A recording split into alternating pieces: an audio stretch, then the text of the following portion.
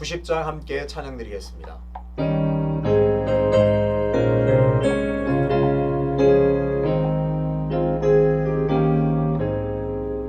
주 예수 내가 알기 전 날 먼저 사랑했네. 그 크신 사랑 나타나 내 영혼 거듭났네.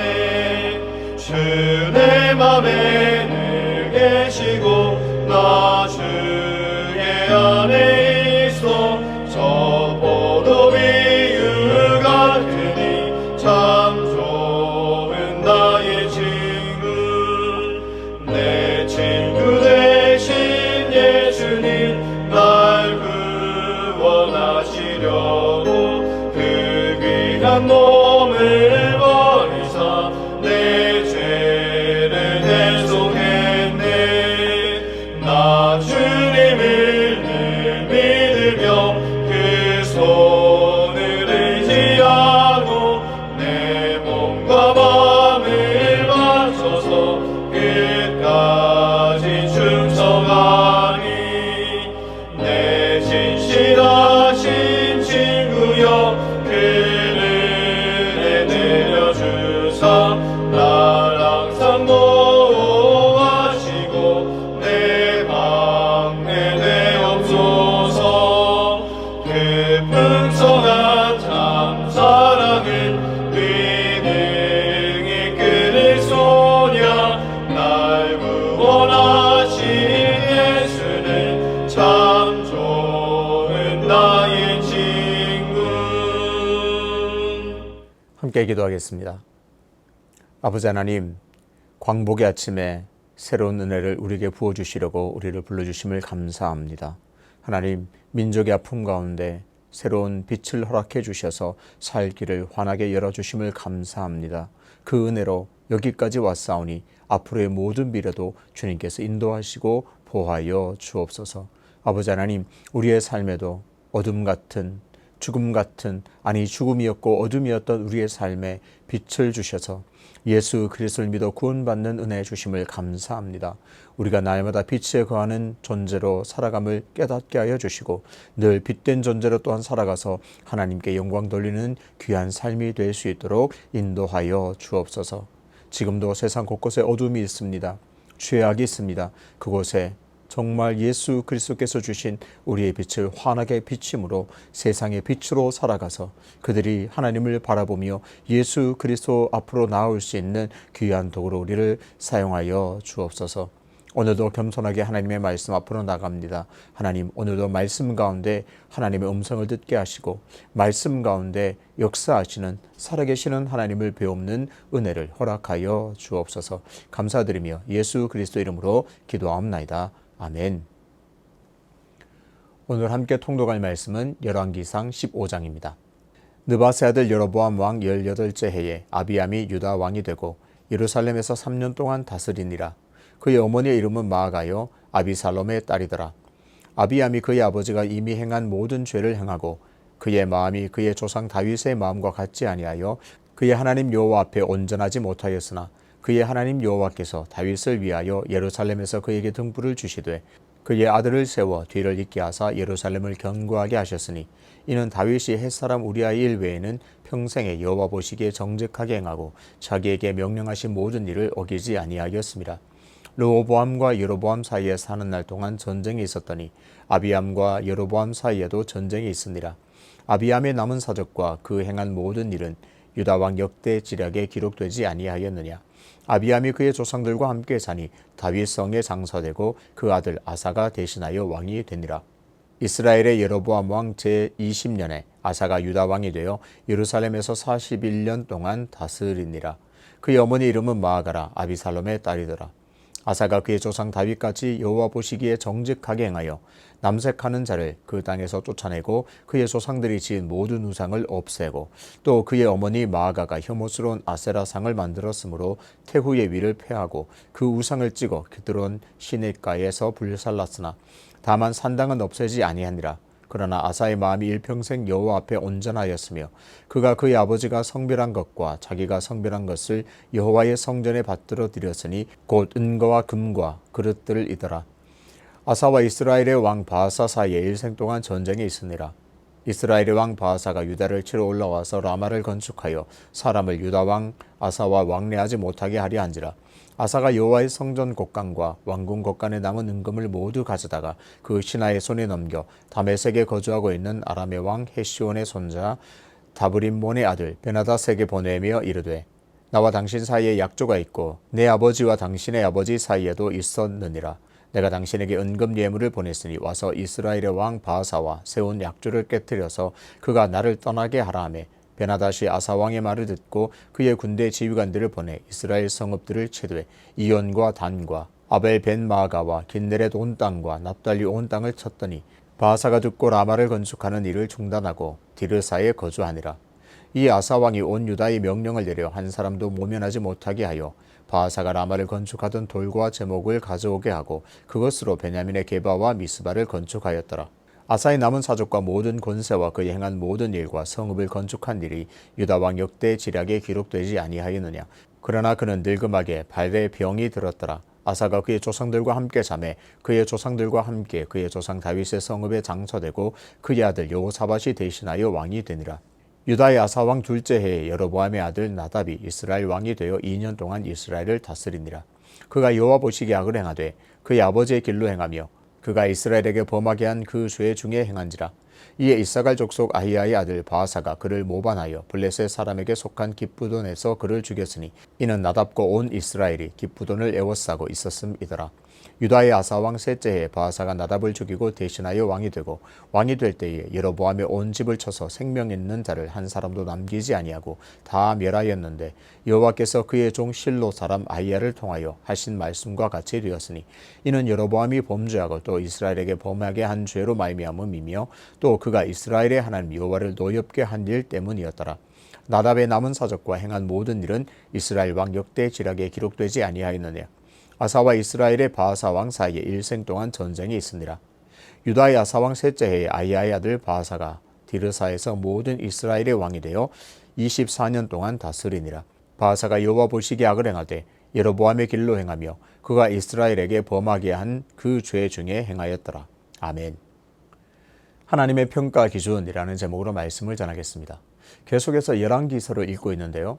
열왕기서는 읽기가 참 힘듭니다. 왜냐하면 남유다 왕들의 이야기와 또 북이스라엘 왕국의 왕들의 이야기가 교차되어 등장하기 때문에 이 왕은 북이스라엘 사람인지 남유다의 왕인지 헷갈릴 경우가 참 많습니다. 더구나 비슷한 시기의 왕들의 이름이 남유다에도 있고 북이스라엘에도 있기 때문에 더 혼동이 되기도 합니다.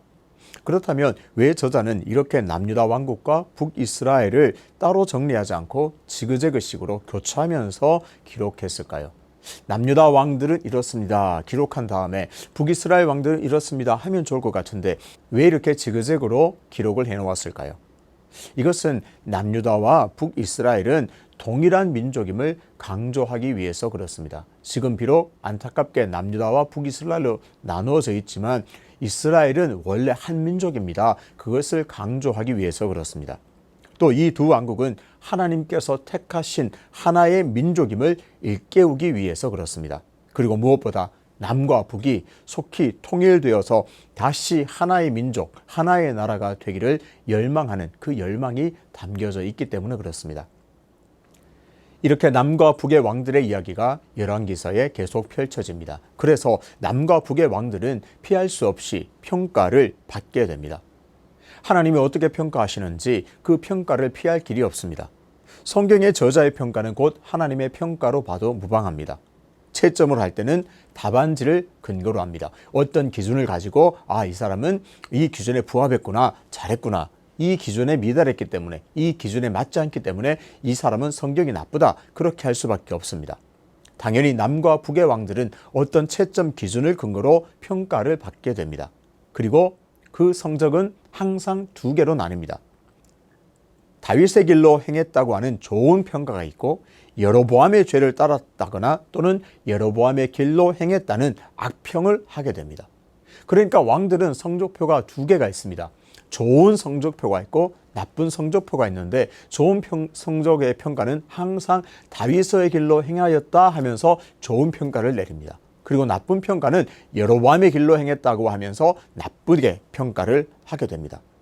그러니까 남과 북의 왕들은 필연적으로 평가를 받을 수밖에 없는데 다윗의 길을 따라 하나님을 경외했다면 좋은 왕으로 평가하고 또 여로보암의 길을 따라 우상 숭배를 하거나 하나님을 떠났다면 나쁜 평가를 받게 됩니다. 이런 이유로 오늘 본문의 주인공은 아비암이라고 할 수 있지만 아비암의 이야기보다 어쩌면 다윗에 대한 내용이 더 많은 이상한 일이 펼쳐지게 됩니다. 솔로몬이 비록 우상 숭배라는 엄청난 죄를 저질렀지만 하나님께서는 다윗을 생각하셔서 그의 왕조가 끝나지 않고 계속 이어가도록 하셨습니다. 그만큼 하나님께서는 다윗을 귀하게 보셨고 한편으로는 다윗에게 넘치는 은혜를 허락하셨습니다. 그런 이유에서 앞으로 등장하는 모든 왕들은 다윗이라는 기준에서 자유로울 수가 없게 됩니다. 다윗이 좋은 왕의 평가의 기준이라면 반대편에는 여로보암이 있습니다. 하나님께서는 솔로몬의 우상 숭배로 나라를 나누어 여로보암에게 주셨지만 그런 은혜를 입은 여로보암이 하나님을 잘 섬겨야 함에도 불구하고 여로보암은 곧장 금송아지 우상을 섬기는 그런 죄를 저지르게 됩니다. 그래서 여로보암은 하나님을 떠나 우상 숭배를 한 아주 악한 왕의 고유명사처럼 되어버립니다. 하나님을 사랑하지 않고 하나님을 경외하지 않는 모든 왕들은 앞으로 이제 여로보암과 동급이라는 취급을 받게 됩니다. 열왕기사의 이런 구절을 보면서 과연 내 삶에 어떤 흔적을 남겨야 할 것인가 심각하게 고민하게 됩니다. 사람은 다 죽습니다. 하지만 그 삶의 흔적은 반드시 남게 됩니다. 그 삶의 흔적이 남아 어떻게 후대에게 전해질 것인가 심각하게 고민해야 합니다. 다윗의 길을 따랐다고 기록할지 여로보암의 길을 따랐다고 기억할지를 생각하면서 온전히 오늘도 하나님을 사랑하는 길을 걸어가야 할 줄로 믿습니다. 오직 다윗의 길처럼 하나님을 사랑하고 하나님을 경외하고 하나님을 열망하는 그런 삶을 살아가게 되시기를 주님의 이름으로 축복합니다. 오늘 본문 15장에서는 남유다 왕인 아비암, 아사 그리고 북이스라엘 왕 나답, 바아사가 등장합니다. 아비암은 분열 후 남유다 왕국의 첫 번째 왕인 르호보암의 아들입니다. 그러니까 분열 왕국 남유다의 두 번째 왕이라고 할 수 있습니다. 우선 아비암을 보기 전에 성경의 관심사를 먼저 한번 짚어보겠습니다. 성경의 관심사는 곧 하나님의 관심사입니다. 성경에서는 아비암의 무엇을 중점적으로 보고 있을까요? 말할 것도 없이 아비암, 그의 신앙입니다. 성경은 아비암의 신앙생활에 관심이 있습니다. 오늘 본문에서 역대지략이라는 말을 깊이 생각할 필요가 있습니다. 역대지략은 그야말로 왕들의 이런저런 행적들을 기록합니다. 당연히 그 역대지략 안에는 왕들의 업적이 많은 비중을 차지하게 됩니다. 정치, 경제, 군사, 문화적인 업적들이 사관을 통해서 기록되어 있습니다. 아비암은 우선 이 역대지략에 의하면 뛰어난 왕이라고 할 수 있습니다. 아비암의 아버지인 르호보암과 여로보암 사이에는 전쟁이 잦았습니다.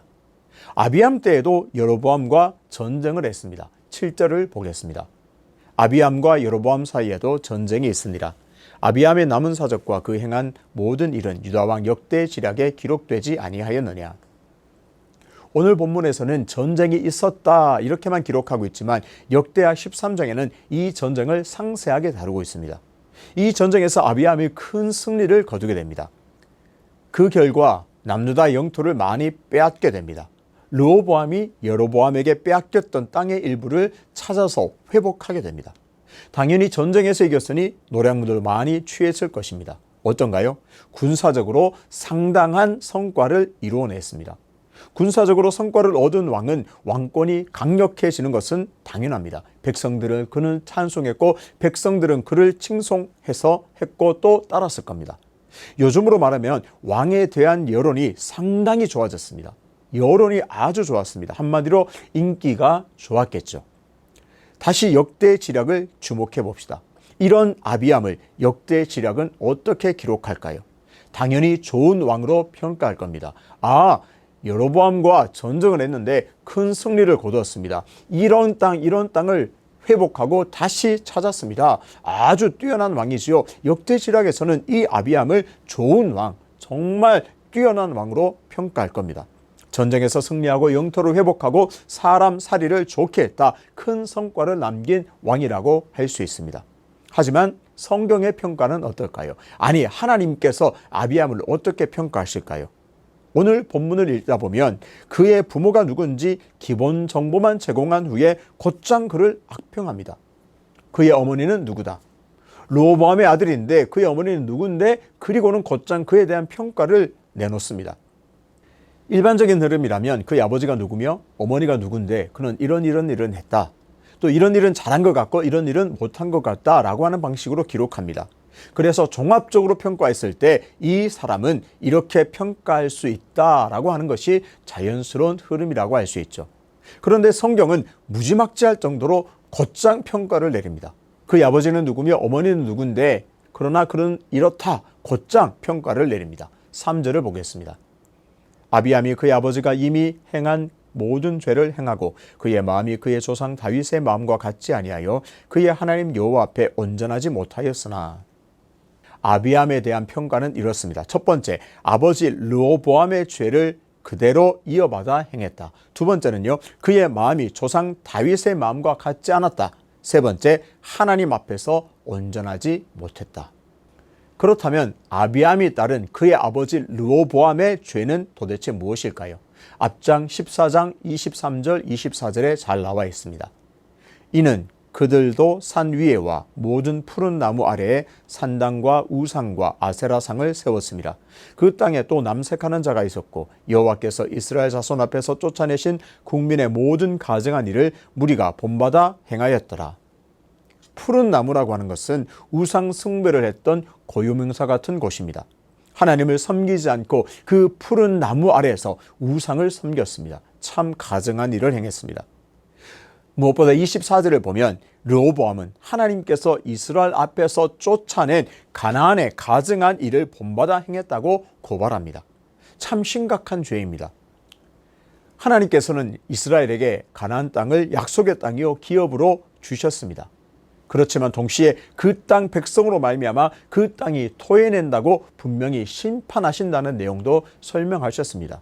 이 가나안을 너희에게도 주지만 그 땅을 하기 위함도 있다. 그 이유도 있다고 분명히 말씀하셨습니다. 그 땅에 죄가 너무나 가득했고 그 땅 백성들이 가증한 일을 행했기 때문에 땅이 그들을 토해낸다. 그러니 너희도 가나안 땅에 들어간다면 악을 행한다면 가증한 일을 한다면 그 땅이 너희를 토해낼 것이다. 내가 심판할 것이다. 엄히 경고하셨습니다. 그런데 르호보암은 하나님께서 쫓아내신 그 가나안 민족들의 가증한 일을 그대로 본받아 행했습니다. 아비암의 죄의 핵심이 바로 여기에 있습니다. 아비암은 다윗의 길을 버리고 가증한 우상을 섬기는 길을 걸었습니다. 그래서 아비암은 악한 왕이요 나쁜 왕이라는 평가를 받을 수밖에 없습니다. 하지만 하나님께서는 다윗에게 약속하신 것을 기억하시고 왕조가 끊어지지 않고 계속 이어가게는 하셨습니다. 다윗을 생각하고 그를 생각하고 은혜를 베풀고 계십니다. 오늘 아비암을 봅니다. 역사는 어떤 관점으로 접근하느냐에 따라서 같은 사건, 같은 사람이라도 그 평가가 달라집니다. 그 평가가 갈립니다. 아비암은 역사적 관점으로 접근한다면 아주 남유다에 상당한 업적을 남긴 영향력 있는 왕입니다. 뛰어난 왕이라고 평가할 부분도 많습니다. 하지만 신앙의 관점에서 보자면 아비암의 점수는 그야말로 낙제점입니다. 여기서 한 가지 중요한 원리를 발견하게 됩니다. 한 사람의 왕으로 인해 국가의 흥망성쇠가 결정됩니다. 남유다와 북이스라엘을 통틀어 한 사람의 왕이 하나님을 믿는 신실함이 있느냐 없느냐에 따라서 그 나라가 흥하고 망하는 것이 결정됩니다. 당연히 왕은 이런 엄중한 책임감을 가지고 무엇보다 하나님을 향한 신실한 신앙생활, 신실한 믿음을 가장 중요하게 여겨야 합니다. 오늘도 마찬가지입니다. 한 사람의 가장의 신앙생활에 따라 그 가정의 흥망성쇠가 달라집니다.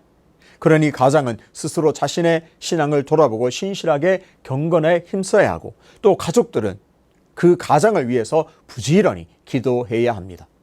오늘도 하나님의 평가 기준은 크게 다르지 않습니다. 다윗의 길을 걷는지 여로보암의 길을 걷는지를 지켜보십니다. 아비암처럼 외적인 성과에 취해서 진정으로 중요한 하나님 경외하기를 잊어버리는 어리석음을 답습하지 않아야 하겠습니다.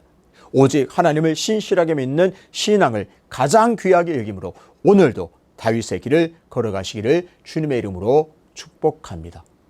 하나님의 평가의 기준은 하나님을 향한 신실한 믿음과 신앙입니다. 오늘도 다른 어떤 것보다 내가 하나님 앞에 온전히 서 있는가, 믿음으로 살아가고 있는가, 신앙과 경건으로 살아가고 있는가를 잘 점검하여서 하나님께 참 믿음이 좋은 사람이다, 참 충성된 종이라 인정받는 삶이 되시기를 주님의 이름으로 축복합니다.